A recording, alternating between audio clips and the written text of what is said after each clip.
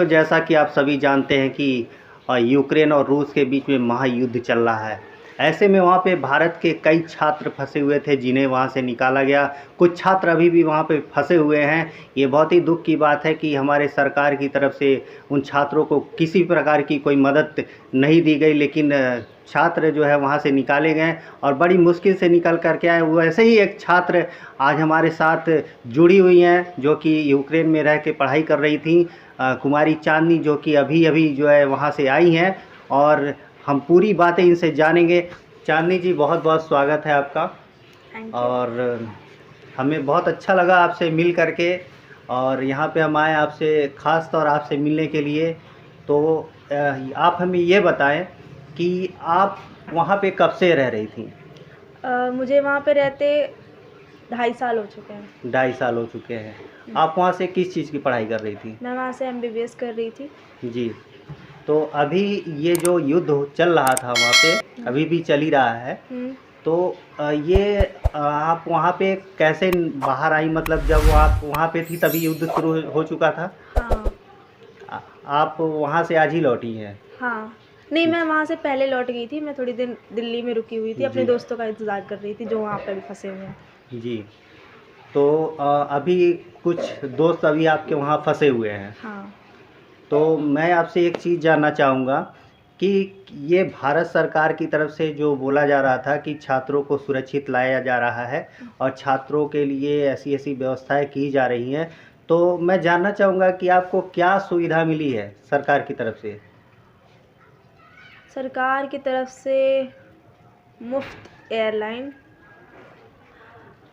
हमें अगर एक छात्र जो है वो विदेशी मुल्क में पढ़ रहा है तो उसके लिए सबसे, अगर उसे किसी प्रकार की भी प्रॉब्लम होती है तो उसके लिए एकमात्र लाइफलाइन कह लीजिए वो होती है एम्बेसी। वो अपने एम्बेसी से संपर्क करता है। वो जानना चाहता है कि अगर मैं किसी मतलब प्रॉब्लम में फंस रहा हूँ तो मुझे निकालने के लिए कोई है वहाँ पे, ये वो उसका होप होता है। लेकिन ऐसे अगर युद्ध के सिचुएशन, जैसे वॉर के सिचुएशन में, अगर एक बच्चा होपफुली कॉल कर रहा है कि हाँ कोई उन्हें ये बोल दे कि हाँ हम कर रहे हैं एफर्ट्स, आपको बचा लेंगे, तो उसके अंदर एक होप जग जाती है कि हाँ हम सेफ़ हैं। लेकिन अगर वो बच्चा फ़ोन कर रहा है, उनको संपर्क करने की कोशिश कर रहा है, वो उठाते ही नहीं है फ़ोन, तो बच्चा क्या करेगा? ऐसे में तो उसका मोराल ऐसे ही डाउन हो जाएगा, वो कुछ करने की हालत में ही नहीं रहेगा। यही हुआ था हमारे साथ। हमने इंडियन एम्बेसी को बहुत कांटेक्ट किया, बहुत ज़्यादा कांटेक्ट किया, लेकिन हमारे कॉल्स उठाए नहीं जा रहे थे, कुछ रिप्लाई नहीं आ रहा था। तो हम बच्चों ने खुद ने, हमारे जो कॉन्ट्रैक्टर्स हैं, हम सब ने मिल के खुद ने बस किया ताकि हम बॉर्डर तक आ पाएँ। और फिर बॉर्डर पे आने के बाद हम इंतज़ार कर रहे थे कि वहाँ पे हमें किसी प्रकार की मदद मिल जाए एम्बेसी से। वहाँ पे भी कोई उपलब्ध नहीं था। बॉर्डर क्रॉस करने के लिए हमें पता नहीं कितने घंटे, मुझे तो चलो कम लगा था समय, लेकिन बाकी जो वहाँ पे बच्चे हैं उन्हें 3-3 दिन, 4-4 दिन खड़े रहना पड़ा लाइन में ताकि वो वहाँ से बाहर निकल पाएँ। और अभी भी बच्चे वहाँ पे फंसे हुए हैं। फिर हम वहाँ से एक बार, एक होता है यूक्रेनियन चेक पॉइंट, वहाँ से निकलने के बाद हमें भीड़ में धक्का-मुक्की के साथ बाहर आगे आना पड़ता है और उसके बाद उसमें लगभग 8-9 घंटे लग जाते हैं। फिर हम जाके दूसरे देश पहुँचते हैं और वहाँ पे हमें अच्छे से ट्रीट करे ना करे वो अलग बात है। हमें बस देश से निकलना होता है जिसमें हम फंसे होते हैं। मतलब आपका कहना ये है कि इंडियन एम्बेसी की तरफ से मतलब कोई भी मदद नहीं की गई? हमें नहीं मिली। हो सकता है वो मदद कर रहे हों, जी। लेकिन हमें नहीं मिली। जी। तो आपके साथ भी कितने छात्र थे आपके साथ? हमारे जब मैं आई थी तो उस समय मेरे साथ मेरे यूनिवर्सिटी के सारे बच्चे तो लगभग 1000 थे। 1000। जिसमें से बॉर्डर एक टाइम पे क्रॉस सिर्फ 10-15 बच्चे कर पा रहे थे। जी। तो हमें वहाँ पे आगे हमने रोमानिया बॉर्डर क्रॉस किया था, तो हम रोमानिया में रुके हुए थे। रोमानिया तो ये में बॉर्डर क्रॉस करने में आपको कितना वक्त लगा? मुझे लगभग 15 से 20 घंटे लगे। 15 से 20 घंटे आप बॉर्डर पे ही रही? हाँ। बॉर्डर क्रॉस करने में आपको 15-20 घंटे लगे। हाँ। उसके बाद आप रोमानिया में आई। हाँ। तो रोमानिया में कितने देर आप टिकी? रोमानिया में हम 1.5 दिन रुके थे, क्योंकि हम बाकी बच्चों का इंतज़ार कर रहे थे। 1.5 दिन नहीं, सॉरी, हम मतलब लगभग 15 से 16 घंटे रुके थे। 15 से 16 घंटे आप वहाँ पे रुकी थी। तो जैसा कि अभी न्यूज़पेपरों में भी आया हुआ था कि प्रधानमंत्री जी की तरफ से सुविधा भेजी गई है छात्रों को लाने के लिए, और ये भी दिखाया गया था कि सीएम योगी की तरफ से दिल्ली कुछ फ़्लाइटें भेजी गई हैं, और फिर ये दिखाया गया कि जो है बच्चों को स्टेशन से घर जाने के लिए गाड़ियाँ रिज़र्व की गई हैं। तो इसमें कितनी सच्चाई है? ये पूरी बात सच है, की जा रही है। हमें घर पहुंचाने के लिए, दिल्ली से घर पहुंचाने के लिए जो सीएम्स होते हैं ना डिफरेंट स्टेट्स के, वो पूरी मदद कर रहे हैं। हमें कार्स प्रोवाइड कर रहे हैं, बसेस प्रोवाइड कर रहे हैं, ट्रेन्स प्रोवाइड कर रहे हैं, ताकि हम घर सेफली पहुंच जाएं। तो आपको मतलब क्या सुविधा मिली कुछ हाँ। दिल्ली से यहाँ तक आने के लिए? मुझे हाँ मिली थी सुविधा। पहले हमें दिल्ली एयरपोर्ट से जो उत्तर प्रदेश भवन है वहाँ ले गया गया था। हमें वहाँ पे हमारा रेस्ट, हमारा खाना पीना, हर चीज़ का ध्यान रखा गया अच्छे से। तो यूपी सरकार की तरफ से तो हमें काफ़ी सहायता मिली थी। यूपी सरकार की तरफ से आपको काफ़ी सहायता मिली है। और जैसा बताया जा रहा था कि स्टेशनों से, हर स्टेशनों से छात्रों को घर तक जाने के लिए गाड़ियाँ रिजर्व की गई थी। तो क्या आपको कोई गाड़ी रिजर्व मिली थी? हाँ मिली थी। यहाँ से गोरखपुर से? गोरखपुर रेलवे स्टेशन से आपको घर कैसे आई आप? दरअसल बात यह है कि जो सीएम ने जो हमें गाड़ियाँ प्रोवाइड की थी, वो हमें हमारे घर तक पहुंचाने के लिए थी। गेट तक, घर के गेट तक पहुंचाने के लिए थी। मैं दिल्ली में रुक गई थी, अपने दोस्तों का इंतज़ार कर रही थी, क्योंकि उनके पास मेरा लगेज पड़ा हुआ था। तो मैं उनके थ्रू जो भी व्हीकल्स प्रोवाइड हुए थे, उनसे नहीं आके मैं खुद से आई हूँ, क्योंकि मैं बहुत टाइम से इंतज़ार कर रही थी। और जब वो नेक्स्ट तब हमें भेजते जब बाकी बच्चे और आ जाते, तो फिर मुझे लगा मुझे आ जाना चाहिए, तो मैंने खुद की ट्रेन करा के मैं खुद आ गई। अच्छा। तो आपने मतलब उसकी कोई हेल्प नहीं ली? चलिए अच्छी बात है। तो अभी आप व्हाट्सएप पे और फेसबुक पे कुछ लोग, जैसे कि वहाँ पे जो छात्र फंसे हुए हैं उनको ले करके, और कुछ जो छात्र निकल आए हैं उन छात्रों को ले करके एक जो है एक कमेंट किया जा रहा है कि यूक्रेन में पढ़ने वाले छात्रों, तुम वहाँ डॉक्टर बनने गए थे, तो वहाँ फंसे हुए लोगों का इलाज करने के बजाय तुम वहाँ से भाग क्यों आए? तो ऐसे लोगों के बारे में आप क्या कहना चाहेंगी, जो कि वहाँ के सिचुएशन को ना समझते हुए और वहाँ से चले आने वाले बच्चों का मजाक बना रहे हैं? तो ऐसे लोगों के लिए आप कुछ कहना चाहेंगी? अभी तक तो मुझे तो ऐसा कोई कमेंट नहीं मिला। बाकी हम अभी बच्चे हैं, हम अभी डॉक्टर्स बने नहीं हैं, बनने में टाइम है। और किसी अधूरे ज्ञान से किसी का इलाज करना ये सही बात नहीं है। और वहाँ पे टीम्स अवेलेबल हैं वहाँ के लोगों का इलाज करने के लिए। तो अच्छा है कि बच्चे, क्योंकि हम दूसरे देश में, हमारे घर वाले टेंशन में, हमारे लिए अच्छा ये है कि हम निकल आए वहाँ से। घर वालों को चिंता में रखने में क्या फ़ायदा। जी बिल्कुल सही बात है। और जैसा कि आप लोगों ने सुना कि वहाँ पे किस तरह का माहौल था और किस तरह से 10-15 घंटे बॉर्डर क्रॉस करने में लगे। लेकिन कुछ लोग, मैंने जो है खुद देखा व्हाट्सएप पे, कुछ लोग जो है इस तरह के कमेंट शेयर कर रहे थे कि वहाँ पे रहने वाले छात्रों, अगर तुम डॉक्टर बनने गए थे तो तुम वहाँ से क्यों भाग आए? तो मैं उनसे यही निवेदन करना चाहूँगा कि कृपया माहौल की गंभीरता को समझें, इस तरह से छात्रों का मजाक ना बनाएं, क्योंकि वो छात्र वहाँ पे पढ़ाई कर रहे थे, जिसमें से एक छात्रा ये भी हैं। और इस तरह पढ़ाई करने वाले छात्रों का मजाक ना बनाएं, क्योंकि वहाँ का माहौल आप जानते हैं कि किस तरह का है। और ऐसे माहौल में अगर किसी छात्र की जान चली जाती तो क्या आप उसका जिम्मेदारी लेते? तो मैं निवेदन करता हूं कि इस तरह के गलत कमेंट छात्रों पे ना करें, क्योंकि आप जानते हैं कि वहाँ की स्थिति बहुत ही ज़्यादा बिगड़ चुकी है। यूक्रेन पूरी तरह से समाप्त हो चुका है। अच्छा ये बताइए चांदनी जी कि जहाँ पे यूक्रेन में आप कौन से शहर में रहती थी? इवानो फ्रांकिस। अच्छा, तो वहाँ पे हमला हुआ है? हाँ जी, वहाँ पे भी हमला हुआ था। वहाँ पे बैक टू बैक 3 मिसाइलें गिराई गई थी, जो कि एयरपोर्ट पे हुआ था। अच्छा, तो एयरपोर्ट आपके वहाँ से कितनी दूरी पे था? मेरे मैं फ्लैट में रहती हूँ, तो मेरे फ्लैट से वो लगभग 2 किलोमीटर की दूरी पे था। 2 किलोमीटर, और वहाँ मिसाइल पे मिसाइल गिराए गए थे। हाँ। तो यानी आप मिसाइल जब ये गिराए गए, तो उससे पहले आप वहाँ से निकल चुकी थी? नहीं, मैं वहीं पे थी जब आप वहीं पे मिसाइल। थी? हमें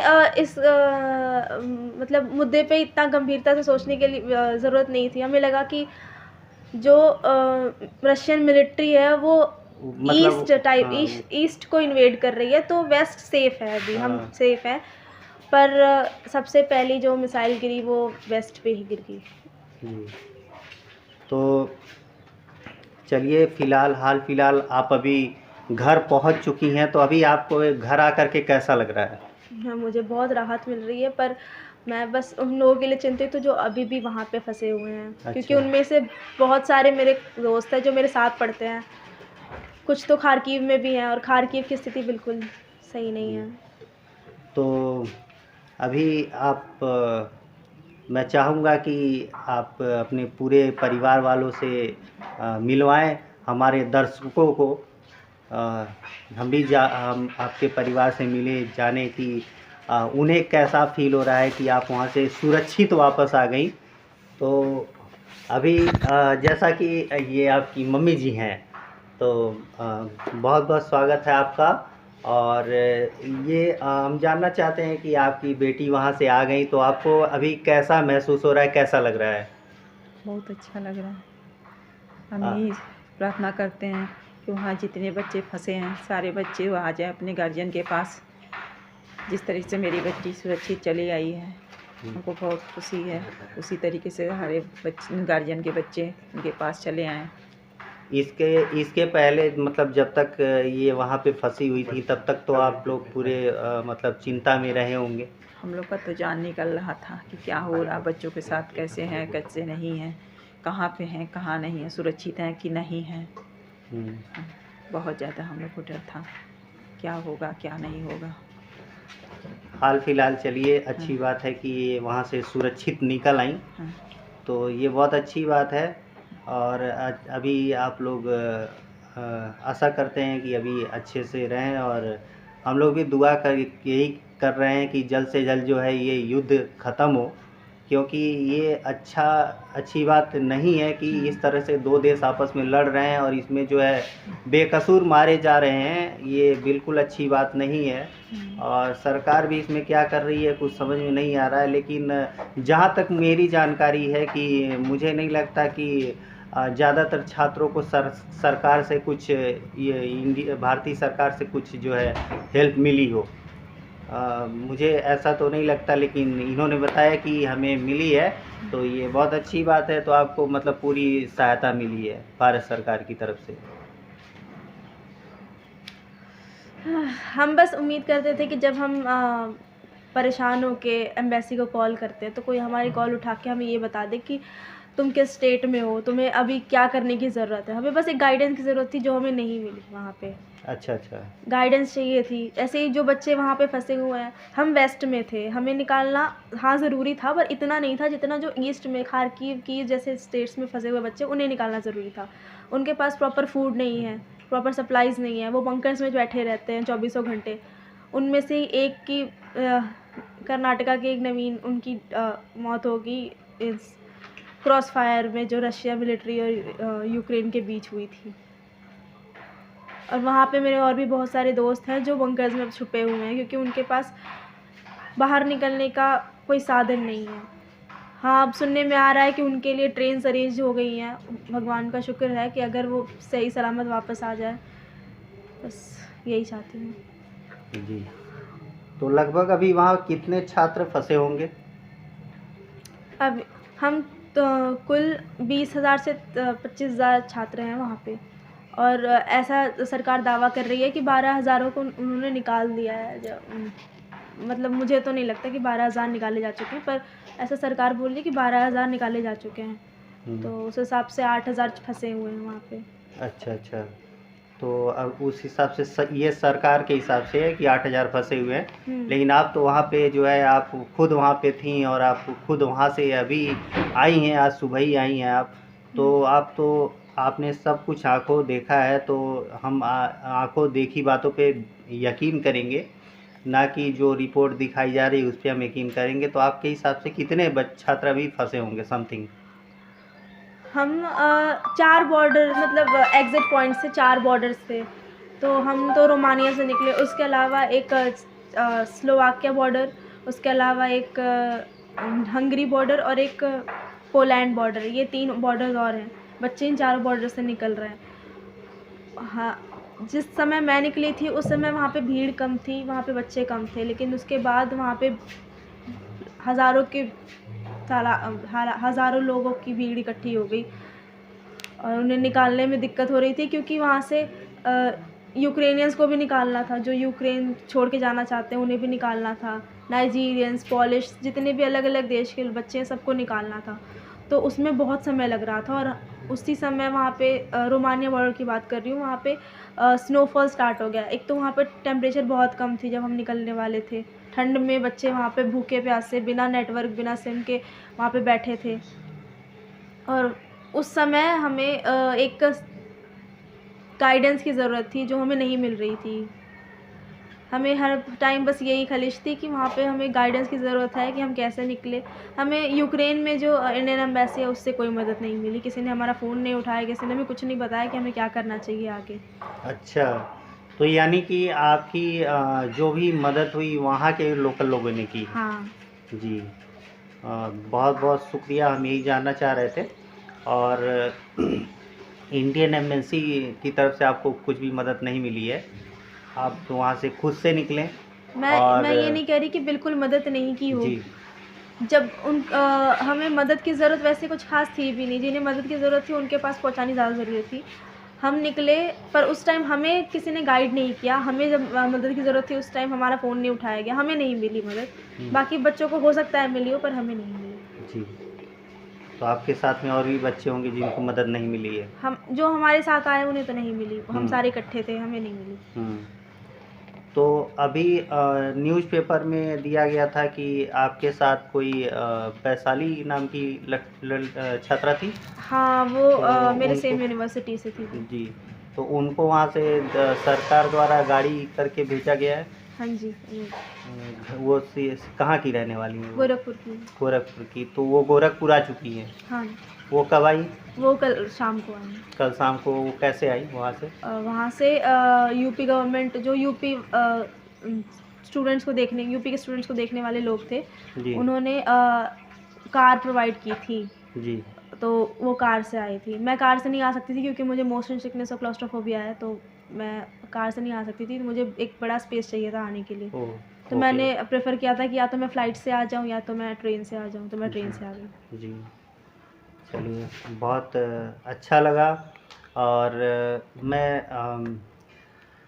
हाँ, तो देखा आपने कि किस तरह से वहाँ से ये फंसी हुई थी और ये वहाँ से निकल के आ गई। ये बहुत ही बड़ी बात है, बहुत ही खुशी की बात है कि ये अपने घर वापस आ गई। तो चांदनी जी, क्या आप जो है उन छात्रों के लिए जो प्रिपरेशन कर रहे हैं, जो तैयारी कर रहे हैं, कुछ संदेश देना चाहेंगे उनके लिए? हाँ, अभी जो है गवर्नमेंट की तरफ से कुछ लोग ऐसे बोल रहे हैं कि जो बच्चे अब्रॉड जाके पढ़ाई कर रहे हैं वो उसमें से 90% लोग नीट में फेल थे। जी तो इनडायरेक्टली वो ये कहने की कोशिश कर रहे हैं कि हम डिज़र्व नहीं करते थे, हम इसलिए वहाँ गए क्योंकि हम नीट डिज़र्व नहीं करते थे। अब आप बताइए कि कहाँ से ये सही रहा? हम अपना पैशन फॉलो करना चाहते हैं, हम अपना मेडिसिन परस्यू करना चाहते हैं और हमें यहाँ पे अगर सीट नहीं मिलती है तो हम बाहर ही जाएंगे, क्योंकि आपने यहाँ पे गवर्नमेंट का कट ऑफ बढ़ा दिया और प्राइवेट की फ़ीस बढ़ा दी। अब आप इतने सारे नीट एस्पिरेंट्स होते हैं, उसमें से आप सिर्फ कुछ को ले जाते हैं, कुछ को सेलेक्ट करते हैं, कुछ नहीं हो पाते। तो उनके लिए medical from abroad better option होता है। प्राइवेट करने से, तो वो वहाँ चले जाते हैं। अब इसमें कोई गलत बात नहीं है। और अगर आप ये चूज़ करने के लिए उन्हें ब्लेम दे रहे हैं तो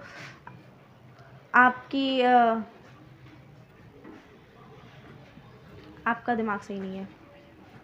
जी, बिल्कुल। और तो आपने देखा छात्र अगर वहाँ पे जा रहे हैं तो किसी मजबूरीवश जा रहे हैं, जो कि किस तरह से आपने सुना कि इन्हें क्यों वहाँ पे जाना पड़ा, तो इसका मतलब ये नहीं है कि ये एग्ज़ाम क्वालिफ़ाई नहीं कर सकते या किया नहीं है।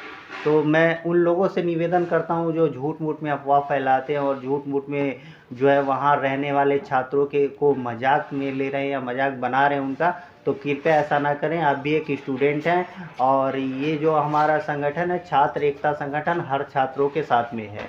और मैं छात्र एकता संगठन का प्रदेश अध्यक्ष अनूप राव, और मैं जो है कि अपने चैनल पे इनके साथ में उपस्थित हूँ। और आप सभी का धन्यवाद। और आगे हम और भी छात्रों से मिलेंगे, बातें करेंगे। सभी को नमस्कार।